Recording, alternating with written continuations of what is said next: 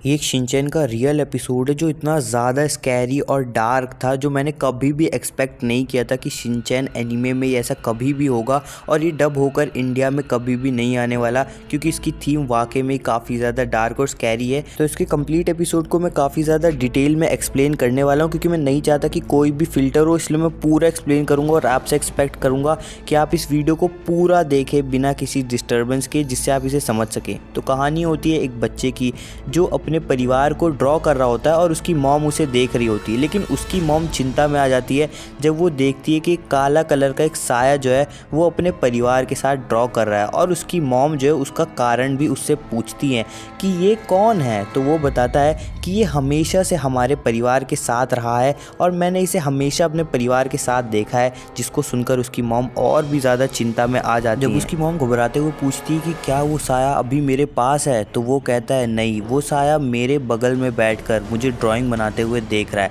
अब ये show Shinchan TV में देख रहा होता है, लेकिन उसकी टीवी बंद हो जाती है और उसकी मॉम उसे कहती है कि जाओ बाथरूम को साफ कर दो। और वो बिना मन के अपना काम करने जा ही रहा होता है कि उसे काला सा साया दिखता है अपने बाथरूम में। वो दरवाज़ा बंद करके वहाँ से चला जाता है और वो कहता है कि अपना काम आराम से कर लो, लेकिन उसकी मॉम के डांटने पर जब वो दोबारा जाता है तब उसे दिखाई देता है कि वो काला साया उसकी जगह बाथरूम साफ़ कर रहा होता है। तब उसे ये अंदाज़ा लग जाता है कि ये एक औरत है जो इस साए के पीछे छुपी है, लेकिन उसे कुछ भी समझ नहीं आ रहा होता। अब उसकी बातें सुन के जब उसकी मॉम अंदर आती है तो वो काफ़ी ज़्यादा हैरान हो जाती है, लेकिन उसके बाद वो साया अपना हाथ दिखाता है और वो एकदम नॉर्मल हो जाती है, जैसे वो साया हमेशा से उनके परिवार का एक हिस्सा सा था। अब उसकी मॉम बिना कुछ हरकतें किए चुपचाप वहाँ से चली जाती है और वो साया शिनचैन से बात करने लगता है। वो साया कहता है कि शिनचैन बताओ, मैं तुम्हारे परिवार का हिस्सा हूँ ना। अब शिनचैन इस बात पर काफ़ी ज़्यादा हैरान हो जाता है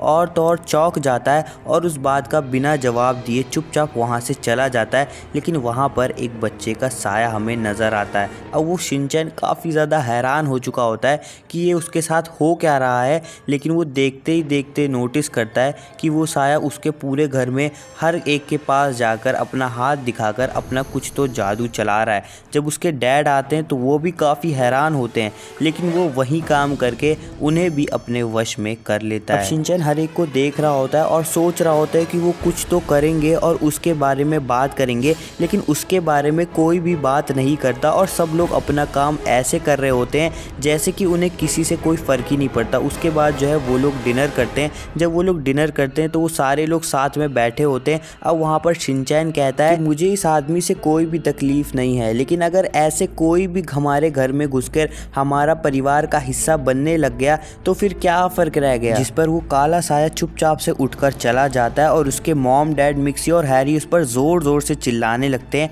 उनके साथ हेमावारी भी ज़ोर ज़ोर से चिल्लाती है जैसे कि उसने उन पर कोई वश कर लिया हो। पीछे से हमें फिर से एक बच्चे का साया दिखाया जाता है। उसके बाद जो है शिनचैन हैरी से पूछता है कि बताओ वो हमारा रिश्ते में क्या लगता है, वो हमारा कौन सा परिवार का सदस्य है।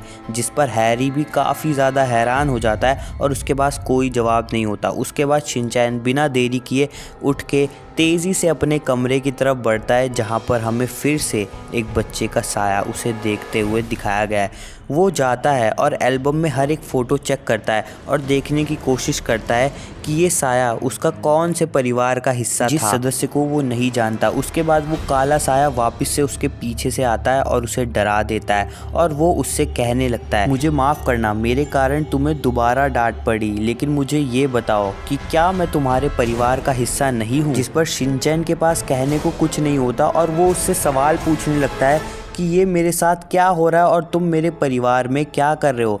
जिस पर वो काला साया वापस से शिनचैन को वश करने की कोशिश करता है, जैसे वो सबके साथ पहले कर चुका होता है।